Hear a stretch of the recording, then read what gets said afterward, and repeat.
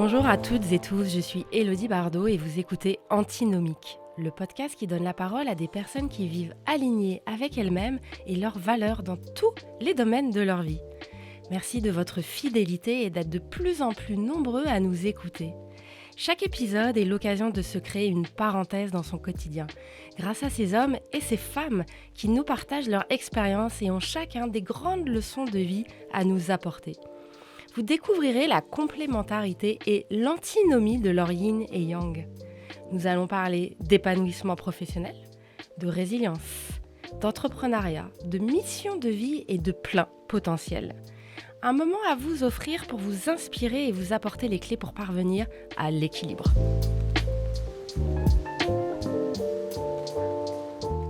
Découvrez l'histoire de Jean-Marie Gomila, un passionné de communication et de digital. Il est le cofondateur de l'agence Gardeners.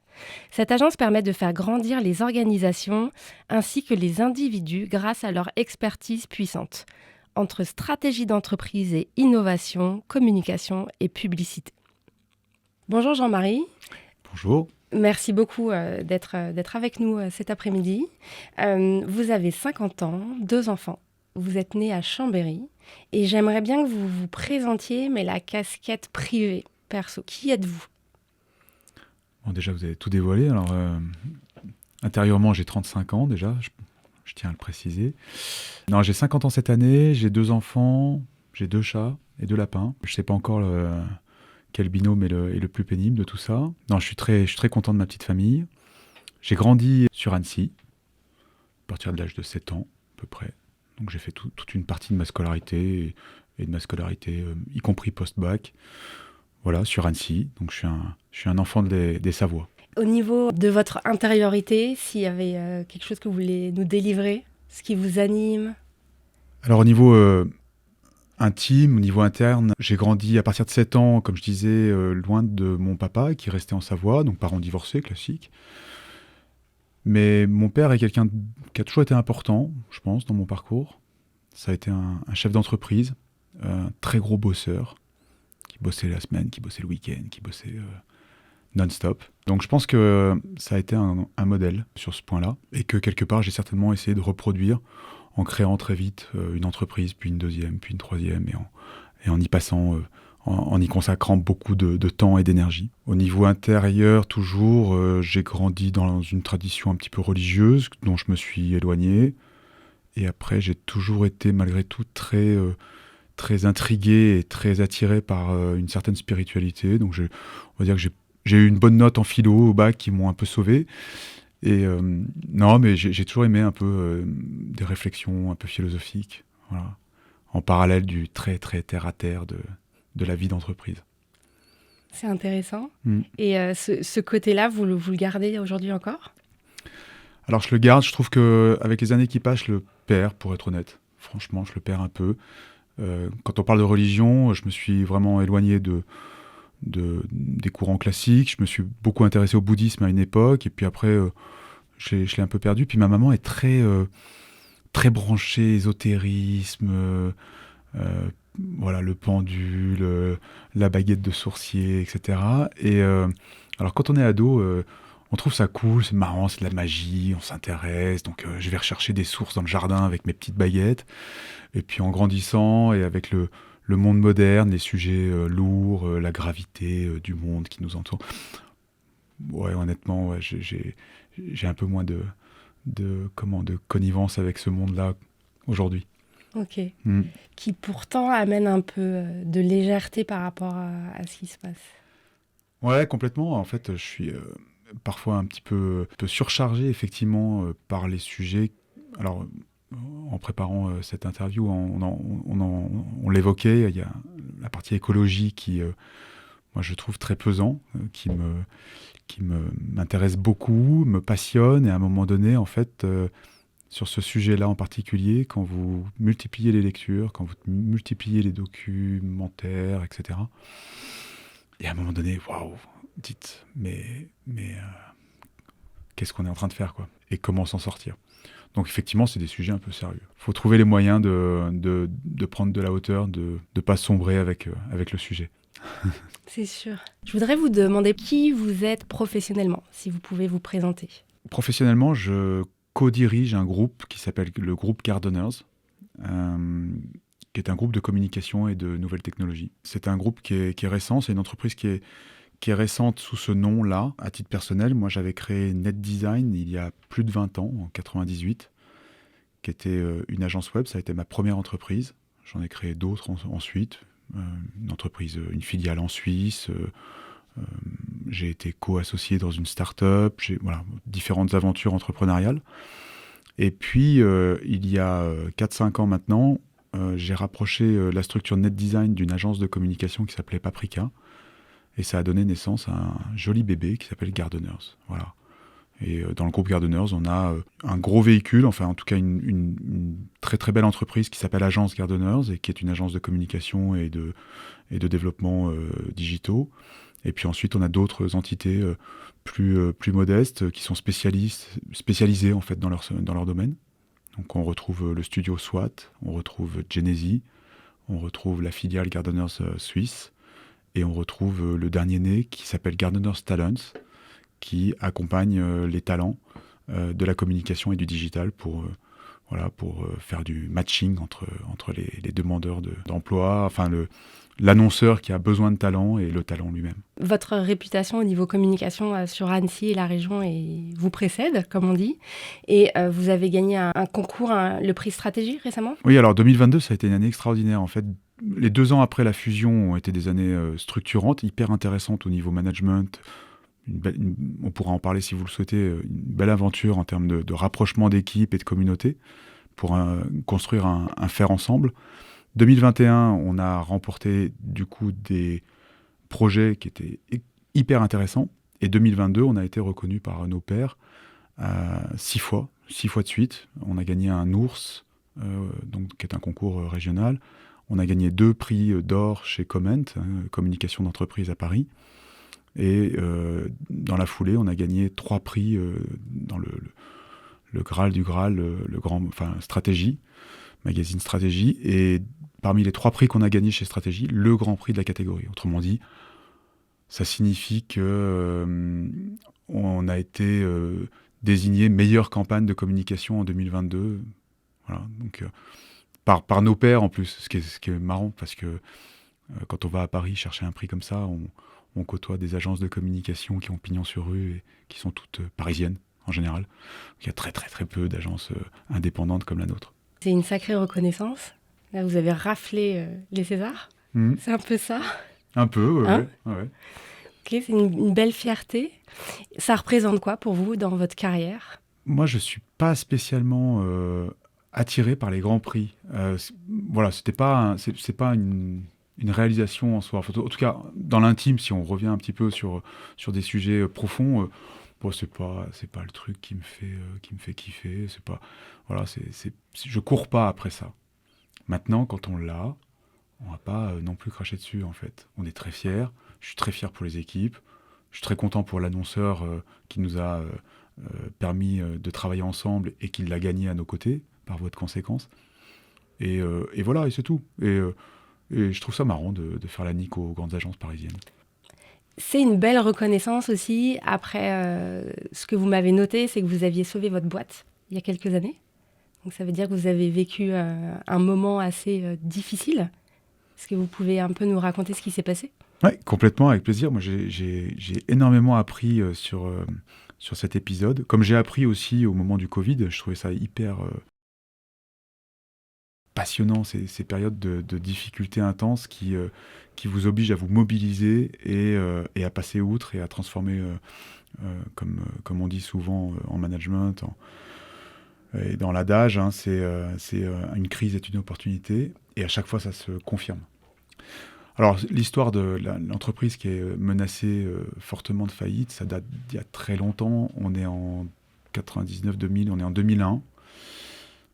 La société que j'ai créée a 2-3 ans d'existence. On est parti très très fort. On est déjà une 20aine de salariés. On a recruté à une vitesse grand V et on est typiquement une agence web qui commence à compter sur la place annécienne à l'époque. On parle vraiment d'une période où la plupart des acteurs de l'époque ont disparu. Les providers de l'époque, voilà. Et en 2001, il y a un événement que tout le monde a oublié, qui est la crise des startups. Une espèce d'explosion de la bulle, la première bulle spéculative des startups. Il y a une espèce de crise financière et économique. Et nous, on n'est pas une startup, mais on a des clients startup. Et puis globalement, il y a un coup de vélo qui rentre dans le sable, qui fait qu'on dégringole et en l'espace de 6 mois, on perd, pas dire de bêtises, l'équivalent de 600 000 euros. Enfin, moi, j'accueille cet événement de façon un peu dramatique, puisque tous les collègues qui sont autour de moi sont devenus des amis. On ne se quitte pas, on est dans une première période de ma vie de chef d'entreprise où en fait je ne fais pas de différence entre les amis et les salariés. Donc on passe 7 jours sur 7 ensemble et on fait la fête autant qu'on bosse. Et en fait je réalise au bout de plusieurs mois qu'il va falloir que je me sépare d'une partie d'entre eux. Et voilà, et pour faire plus court, je vais devoir licencier la moitié de l'équipe. Je passe à 48 heures de la bascule en cessation de paiement. C'est-à-dire qu'en fait, j'essaie de réunir des fonds pour refinancer l'entreprise, recapitaliser l'entreprise. Et puis, ça traîne un petit peu. On se voit une fois ou deux avec des investisseurs. Et à chaque fois, on me demande une explication de plus, un papier de plus. Et ça traîne. Voilà. Ça finit par tourner un peu en rond. Et je me rappelle d'un jeudi soir où on a une réunion. Et je leur dis, écoutez, je leur dis pas comme ça, mais écoutez les gars, vendredi, demain, à midi, il faut que j'appelle le trésorier payeur. Et en gros, soit on signe ce soir, soit je me déclare en cessation de paiement le lendemain. Et puis pour moi, c'était vrai ou faux en tout cas, mais la cessation de paiement, ça voulait dire qu'on se tirait une balle dans le pied, quoi. Et donc à quelques heures près, ils disent ok, bon, on y va. Voilà. Et ils recapitalisent l'entreprise et on repart. Et à partir du moment où j'avais mis en place le plan de licenciement d'une partie de l'équipe, la structure s'était affinée, on est reparti, on a regagné de l'argent dès le mois suivant. Et c'était reparti. On était partenaire à l'époque, partenaire technique d'une des plus belles agences de communication de la place qui s'appelait DDB, qui était notre plus gros client. Ils ont toujours été là. On est reparti, on a refait du business avec eux et on a sauvé la boîte. Voilà. Et cet épisode, est-ce qu'il vous a servi, vous sert encore aujourd'hui ? Oui, il m'a servi à plein de titres. En fait, d'abord, rien n'est jamais perdu. Ça vaut le coup de se battre jusqu'au dernier moment.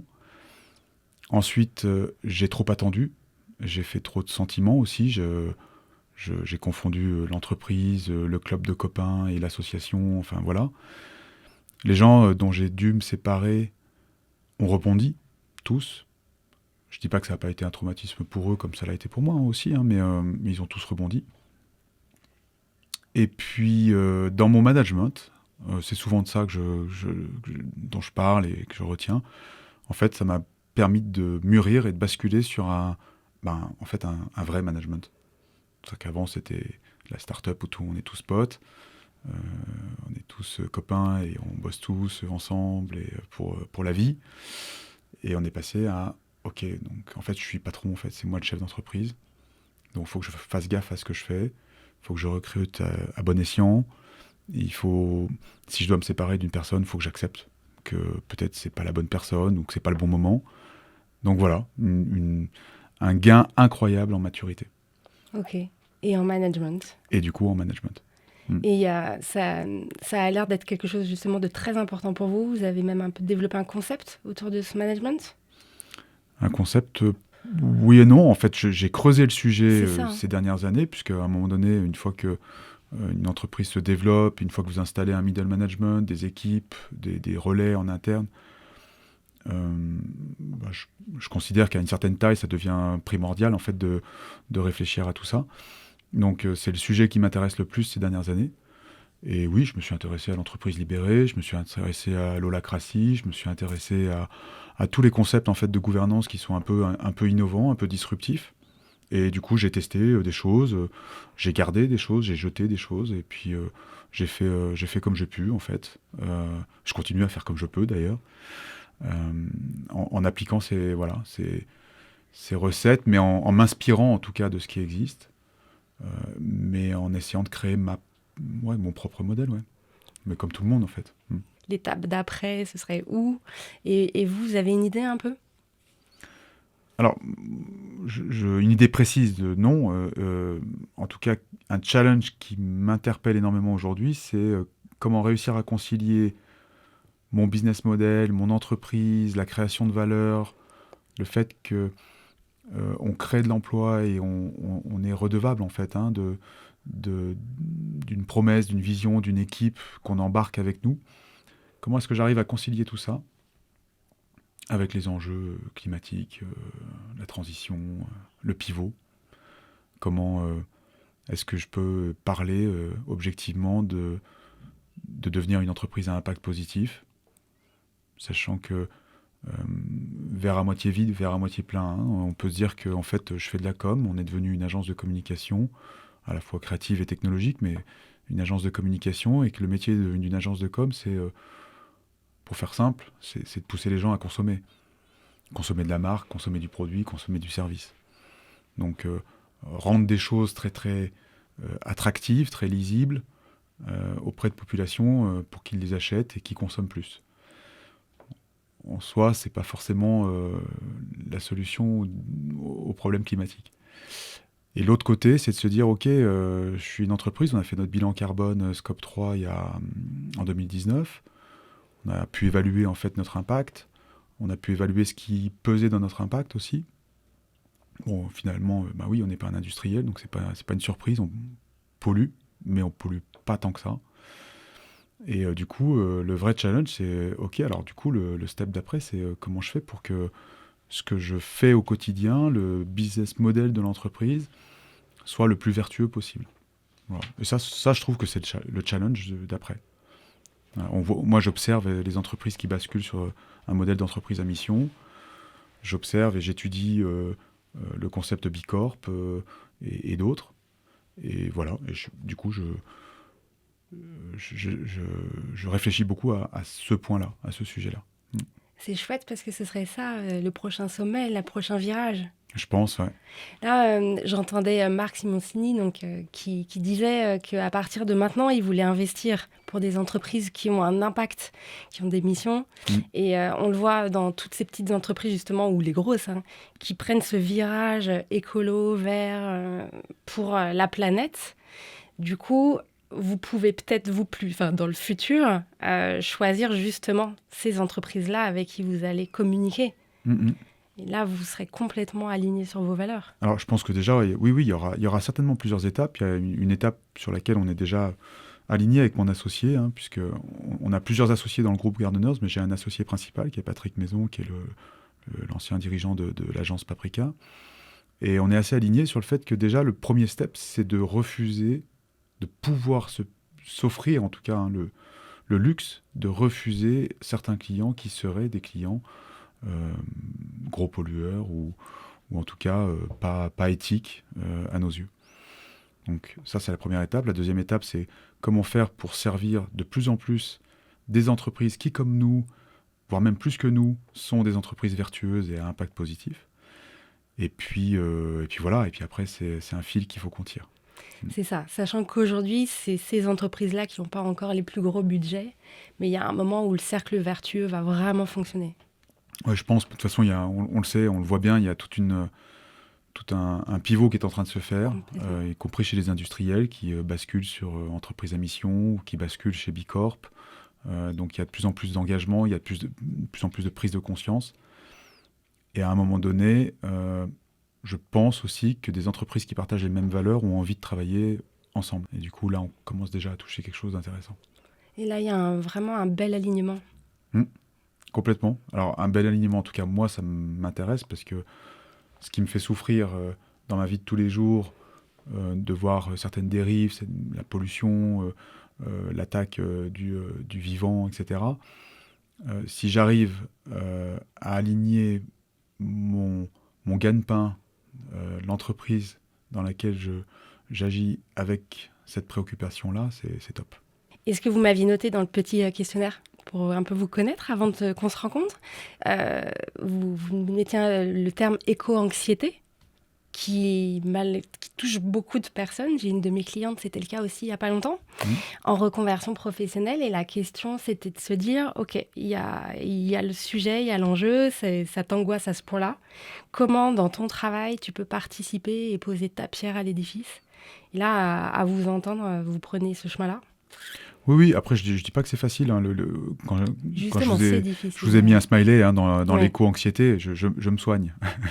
Je prends mes cachets, tout ça. Et non, c'est pas facile. J'ai conscience, en fait, qu'il y a 3 cercles. Hein. Il y a 3 cercles d'action ou d'influence. Il y a ce que je peux faire, il y a là où je peux influencer, et puis il y a là où je peux pas grand-chose. Voilà. Et syndrome du colibri ou pas, on a beau transporter un petit peu sa goutte, faut qu'on soit plusieurs colibris pour éteindre l'incendie. Et des fois, on a envie de râler parce qu'en fait, on se regarde autour de nous et en fait, il n'y a pas grand monde qui fait l'effort ou voilà, on se sent un peu seul. On se sent un peu seul. Voilà, dans ce cheminement. Donc oui, il faut garder la foi. Enfin voilà, il faut travailler en fait je trouve, pour pas sombrer. Ouais. J'ai vu qu'on avait une lecture commune, le Monde sans fin. Oui. Qu'est-ce qui vous a le plus marqué ? Alors dans le Monde sans fin, pas tant que ça, pas tant de choses que ça, puisque Jean Covici, moi c'est quelqu'un que je suis depuis un moment, donc j'écoute les conférences, il fait partie vraiment des sources d'informations que j'avais déjà, et du coup la BD qu'il a fait, je trouve que c'est absolument génial parce que ça vulgarise à mort en fait l'ensemble de ses messages, notamment des messages qui sont complexes. Je pense que le format BD est intéressant aussi, justement sur cette notion de complexité, puisque quand vous faites une fresque du climat, vous le voyez aussi, sur l'enchaînement des choses. Quand vous faites une fresque du climat, en fait, vous voyez déjà la complexité de ces sujets, puisque en fait, l'origine et la conséquence se mélangent, et parfois peuvent s'intervertir. Donc c'est un peu complexe. Et du coup, la BD, je trouve, est intéressante parce qu'elle clarifie beaucoup de choses. Après, au-delà de ça, moi, il y a un bouquin qui m'a vraiment, et qui est hyper simple, et qui apprend pas grand-chose, mais en le lisant, ça reste intéressant, c'est Le Bug Humain. De qui ? Alors, je suis très mauvais sur les auteurs. On va le retrouver. On va le retrouver très, très simplement. Et Le Bug Humain, c'est la démonstration de pourquoi est-ce qu'on a tous conscience que ça va pas bien, pourquoi on a tous conscience qu'il faut arrêter de consommer comme des malades, n'importe quoi, n'importe quand, voilà, et de consommer toujours plus vite, etc. Mais pourquoi en fait on n'arrive pas à faire autrement. Voilà. Et du coup, c'est la démonstration avec l'appel au basique même de la neuroscience, hein, du cerveau reptilien qui est fait de toute façon, qui est programmé pour se comporter comme ça. Donc il est très difficile d'y échapper. Et j'ai trouvé que le bouquin était... Alors certes, il fait partie de ces bouquins qui sont angoissants, mais il est éclairant. Il est éclairant puisqu'en fait on est programmé pour consommer. Et que là on est en train de nous dire il faut ralentir, il faut... dans un monde qui est fini, il faut trouver le moyen de décroître, mais tout nous appelle à autre chose. Ça a l'air d'être une belle prise de conscience. Ouais. Ouais. Et je veux pas spoiler, mais en fait, il n'y a pas vraiment de solution à la fin du livre. Là, c'est spoilé. Non, mais sans surprise, il n'y a pas vraiment de solution miracle. Ceci étant, le fait d'agir bien, parfois secrète de la dopamine. Au même titre que quand vous achetez votre dernier iPhone, vous êtes super content pendant 15 secondes, puis après ça vous passe et vous oubliez. En fait, quand vous faites quelque chose de bien, c'est-à-dire quand vous n'achetez pas l'iPhone, mais que vous en avez la conscience, et que vous faites ça en conscientisant le geste, vous dites « Ah, j'ai fait un truc quand même cool, en fait, je me suis retenu. Et je vais garder mon smartphone 1 an ou 2 de plus parce que voilà, quoi. Ou je vais pas changer ma voiture, ou ainsi de suite. » Et un acte comme ça, positif, en fait, il génère aussi de l'autosatisfaction. Et voilà, ça c'est cool. C'est intéressant parce que dans l'altruisme, on en parle énormément. Et justement, les personnes qui vont vraiment mal, le premier conseil qu'on leur donne, c'est d'aller aider quelqu'un qui va encore plus mal que soi. Oui, Et à partir de là, ça commence à créer justement un petit peu de dopamine, un petit peu de positif, et la personne arrive à reprendre un peu. reprend pied Oui. et remonte. Ouais, Beaucoup de films, d'histoires comme ça, de personnes qui vont très très mal et qui remontent grâce à cet altruisme. exactement, ouais, je comprends. Ouais. Donc là, ça rejoint. On est vraiment dans ce cercle vertueux. Si vous deviez donner un trait de caractère aux jeunes de 20 ans que vous étiez, pour qu'ils puissent bien avancer dans la vie, ce serait quoi? Je pense que je découvrais la séduction déjà. J'étais un peu en retard. Donc j'ai cherché à manger la vie. Et j'avais déjà, je pense, à 20 ans, dans les années qui ont suivi, en tout cas entre 20 et 25 ans, j'avais une envie incroyable de créer, d'être entrepreneur et en tout cas d'avoir les mains dans la gouvernance ou le fait de pouvoir choisir, en fait, de pouvoir décider. J'ai eu un premier job en sortie d'études. J'avais un patron, un chef d'entreprise qui, à mon avis, ne m'inspirait pas le respect et qui avait un défaut, je pense, de leadership, de management, en tout cas qui m'a pas du tout embarqué. Et j'ai eu un effet très rapidement de recul où je me suis dit non mais c'est pas possible quoi. Non, je peux pas bosser pour un mec comme ça, je peux pas le suivre en fait. Voilà, j'adhère pas. Et, euh, et du coup la solution évidente c'était de créer ma boîte. Voilà. Et puis après c'était lancé et après j'ai jamais pu faire autre chose finalement que d'être entrepreneur.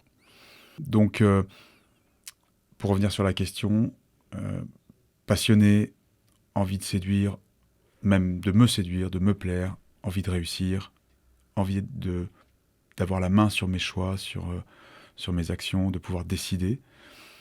Et puis je pense, comme je le disais, l'image du père aussi, qui était un travailleur acharné. Et donc, même si j'aimais bien faire la fête, j'ai toujours beaucoup bossé, quoi. Vous me disiez que vous avez 2 enfants. Ouais. Vous avez envie de leur donner quels conseils quand ils auront 20 ans? Alors déjà, j'attends pas qu'ils aient 20 ans, parce que je pense que tout se joue maintenant. Il faut leur donner les valeurs le plus tôt possible. Et donc j'essaye, ça va pas vous étonner, de donner des valeurs de travail. Voilà. Tout se mérite. Tout se mérite, l'argent tombe pas du ciel. Euh, voilà, donc j'essaie de transmettre en fait la valeur travail, la persévérance. J'ai pas réussi à les mettre beaucoup dans le sport pour l'instant, parce que le sport apprend beaucoup en la matière. Mais donc j'essaie de contrebalancer ça. Et puis sur la notion de consommation et de planète, ben, je mets des freins partout, quoi. Je mets des freins partout. Je suis super chiant. Je mets des contrôles parentaux, j'interdis les écrans, voilà. Et je fais la morale sur la consommation à outrance de gadgets et de trucs en plastique de tous les côtés. J'aime bien votre réponse parce que c'est pas donner un conseil, c'est transmettre des valeurs. Mm. Et je pense que c'est ça qui est le plus fort. Ah oui, complètement. Vraiment. Ouais. Et Non, parce que les conseils, en fait, chacun se construit ses astuces, chacun se construit sa famille, chacun se construit soi-même. Hein, donc, mais les valeurs, voilà, ça c'est universel. Et c'est vraiment le rôle des parents. Mm. C'est de les transmettre et en fait, les enfants les respirent, mais nous, on les transpire Mm, mm. en tant que parents et on les touche. Ouais, On le très voit, clair. hein, c'est ça. Hein. Donc c'est là où on peut agir. Complètement d'accord. Dans vos valeurs, il y a la valeur travail, équilibre et j'ai bien aimé humilité. Est-ce que c'est quelqu'un de votre famille qui vous l'a transmis, celle-là? Je sais pas si c'est quelqu'un. Alors, si je réfléchis à mon père n'était pas du tout un frimeur. D'abord, il a eu la politesse de pas s'enrichir en bossant beaucoup. Donc, bon, voilà, c'était pas un frimeur. Donc, je sais pas si ça vient de lui, mais en tout cas, ce qui est certain, c'est que pour moi, un leader n'est pas un frimeur. Il y a pas de celui qui est très très fort n'a pas besoin de le montrer. C'est d'ailleurs pareil, c'est pareil dans plein de choses, hein, dans les arts martiaux ou dans les sports de combat, etc. En fait, celui qui en fait des tonnes, et rarement celui qui maîtrise le sujet Ou voilà. Et je trouve qu'en plus, dans le monde moderne aujourd'hui, si on ramène ça au digital et à la communication, c'est très très vrai aussi. C'est-à-dire que j'ai plus l'habitude de suivre des leaders très discrets, très humbles, qui sont très très bons intrinsèquement par leurs compétences, leur transmission de savoir, etc., que celui qui a un CV à rallonge sur LinkedIn. Voilà. Et il faut bien reconnaître aussi qu'on est dans un monde d'apparence qui pervertit tout ça. Complètement. Voilà. Et il y a cette citation de Mathieu Ricard que j'aime beaucoup, c'est l'humilité est une manière d'être, non de paraître. Et justement, on le ressent. Et les personnes ne peuvent pas tricher. Ouais. Ça se ressent tout de suite. Ouais. Et franchement, c'est quelque chose effectivement de très important pour moi parce que, vous savez, on est rentré de l'ère industrielle à l'ère du service et de la consommation, et puis on est rentré aussi dans l'ère de l'attention. Et cette ère de l'attention, elle me pose vraiment problème. D'abord, je vis avec, puisque en tant qu'agence, on vend aussi de l'audience, de l'attention. Mais je suis extrêmement agacé, énervé, en colère sur la mécanique d'influence qui consiste à créer de l'attention, à créer des followers, puis ensuite à les monétiser sur Mime et ensuite à aller à Dubaï pour défiscaliser. Je regarde ça avec un œil mais vraiment très critique. Très, très critique. Et ça rejoint mes autres valeurs, en fait. Ça pose un vrai souci de la valeur travail aussi. C'est-à-dire, je travaille 15 minutes le matin pour faire un reel et j'ai gagné 50 000 euros par mois en faisant ça. Ça me pose un vrai problème. Un vrai problème. De justice, c'est pas cohérent, là. Où sont les valeurs de cette société-là qui se construit devant nous, où même des ados de 14 ans veulent devenir influenceurs dans la vie. Waouh. Ah, ça m'interpelle vachement. Et ça vous interpelle. Il y a une vidéo là qui passe sur les réseaux sur ça, où les parents disputent leurs enfants parce que l'enfant dit « moi je veux être médecin ». Avocat, et les parents qui disent c'est une plaisanterie, c'est pas possible, il faut que tu sois influenceur. Oui, t'as combien de likes là? C'est ça le métier de l'avenir. C'est ça le métier. Pour conclure sur l'humilité, ça me fait écho par rapport à la manière dont vous avez raconté un peu le parcours là et les derniers prix. Et c'était assez intéressant de voir qu'effectivement on est en plein dedans et que c'est congruent. Pour une prochaine question, est-ce que vous pourriez dire que vous êtes équilibré au niveau de votre vie dans tous les différents domaines, malgré cet acharnement au travail? Est-ce que vous arrivez à avoir un équilibre sur la vie privée, le sport, les enfants? Alors, en général, sur un cycle long, oui, je suis quelqu'un d'affreusement équilibré. Non, c'est une horreur. Non, mais ça paraît presque chiant de dire ça. Non, je suis très, très stable et très en contrôle, très en maîtrise. Après, il y a toujours des cycles, en fait, dans la vie où il y a un peu de moins bien. Tout à l'heure, on parlait d'éco-anxiété. Là, actuellement, comme je prends mes cachets, ça va un peu mieux. J'ai ralenti les lectures. Je prends un peu plus de hauteur, un peu plus de recul. J'essaie de me focaliser sur ce qui est positif, ça va mieux. Et puis d'agir. Voilà, d'agir comme je peux. Après, il y a des cycles à la fois professionnels. Vous gagnez plein de prix, c'est génial. Derrière, il y a un projet qui ne se passe pas bien. Voilà. C'est toujours casse-pied, c'est frustrant. Il y a quelqu'un qui arrive, quelqu'un qui part. Bon, voilà. Enfin, la vie d'une entreprise, c'est jamais de tout repos. Donc, j'ai envie de dire oui, je suis plutôt hyper équilibré. J'arrive à gérer à la fois la vie perso, la vie pro, le sport à fond. Pas toujours à fond, mais j'essaye. Je sais pas, j'en fais 4-5 heures par semaine. Donc, il y en a qui en font tous les jours. Moi, j'arrive quand même à m'aménager quelques parenthèses dans la semaine, donc c'est cool. Ouais, c'est important. C'est hyper important. En fait, le sport, c'est là où j'évacue le trop-plein d'énergie, sur lequel j'ai du contrôle le reste de la semaine, le reste du temps, et où je peux me défouler un peu. Ouais. Oui, c'est vraiment extérioriser et avancer, en fait. Une bonne partie de squash, par exemple, 45 minutes, tac. Là, il y a trop plein d'énergie qui part très vite. C'est ça. Et les meilleures idées, je trouve qu'elles viennent en faisant du sport. Peut-être. J'ai jamais fait attention à ça. J'aurais plutôt tendance à dire qu'elle m'arrive quand je lis un bouquin et que, comme on lit de moins en moins, ça me manque presque. Non, mais c'est vrai.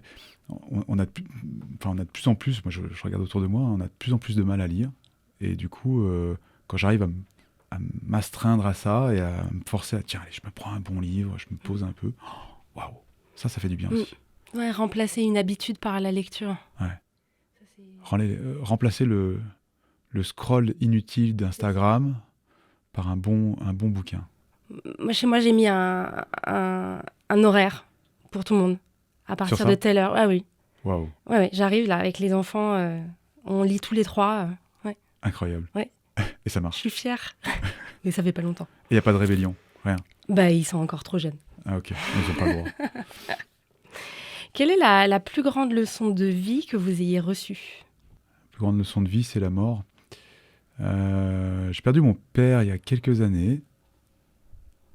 Et ça a été très compliqué. Ça a été un départ un peu glauque, sans rentrer dans les détails. Il a fallu faire face. Et j'ai trouvé que c'était chouette c'était horrible, mais c'était chouette de se dire, ok, c'est la vie, quoi. C'est comme ça. De toute façon, c'est comme ça. Et on a fait face avec ma famille, avec mes frères et sœurs.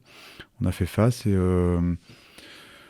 ça a été une leçon de vie pour moi parce que j'ai pas eu de regrets, j'ai pas eu de frustration, parce que je lui avais dit je t'aime avant qu'il parte, parce que je prenais un peu soin de lui ces dernières années et que du coup, c'était comme ça en fait. Voilà. C'est triste, mais en même temps, c'est pas triste en fait, puisque ça arrive à tout le monde, c'est comme ça, c'est inscrit, c'est dans l'ordre des choses. Et puis, je me suis surpris à faire face à ça bien, quoi. Dernière question bonus. Si vous pouviez apporter votre contribution à la refonte de l'éducation nationale, quel enseignement aimeriez-vous qu'il soit transmis à nos jeunes ? Alors, il y a plusieurs choses, en tout cas, qui me viennent en tête. Il y a un problème de temps court versus le temps long. Et l'éducation est embarquée dans une spirale similaire à la société et où je pense qu'on fait une erreur. C'est-à-dire qu'on bâcle un petit peu les fondamentaux, on avance très très vite dans un programme, qu'on ne termine pas, qu'on reprend l'année suivante, qui fait un petit peu du surplace, mais on passe très très peu de temps sur chaque chapitre et on enchaîne. Et on fait des interrogations aux enfants qu'on n'a pas le temps de corriger, puisqu'en fait, il faut passer sur le chapitre suivant. En fait, ce système-là, il est similaire à ce qui se passe autour de nous, c'est-à-dire qu'on est en permanence dans des temps courts. Le temps court, c'est l'inverse du bouquin dont on parlait tout à l'heure. C'est le feed d'Instagram qu'on défile. Et plus on se nourrit de ça, et plus on a l'estomac vide, quoi. Et le cerveau vide. Donc je pense que le problème du temps court, faut contrebalancer ça. Il faut ramener du temps long. Il faut... je pense, alors, je n'ai pas creusé tellement le sujet, mais je vois avec mes enfants, ce que je disais à l'instant, c'est qu'on fait une interrogation.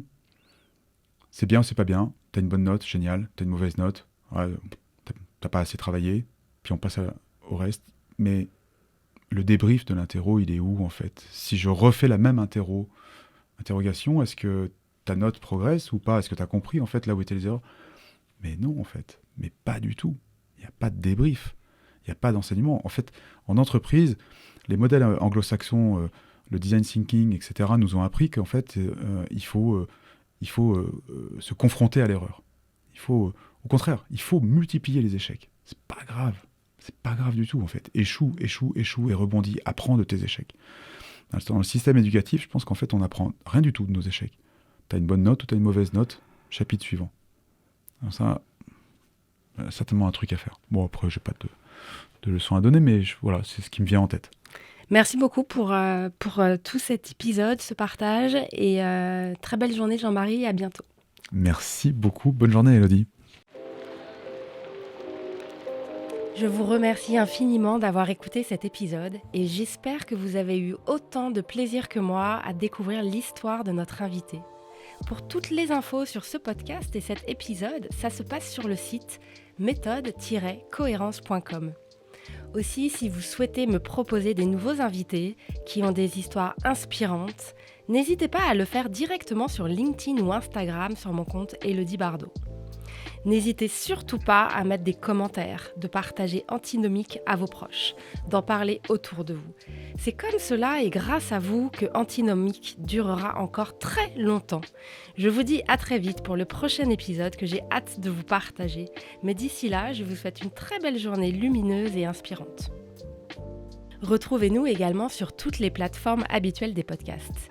Et un grand merci à Cyril Marie de Inspire Studio et son équipe qui coproduisent ce podcast avec moi.